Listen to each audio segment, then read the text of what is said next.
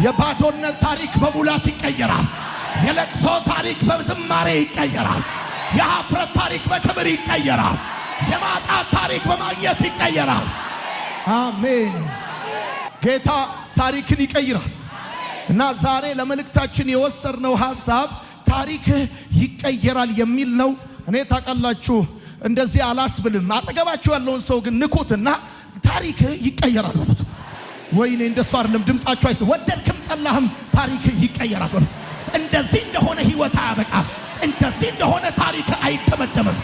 የታሪክ ፍጻሜ በበረከት ይጻፋል፣ በድል ይጻፋል። በጌታ በኢየሱስም ታሪክን እግዚአብሔር ይቀይረዋል። መታወቂያውን እግዚአብሔር ይቀይረዋል። ኑሮህን እግዚአብሔር ይቀይረዋል።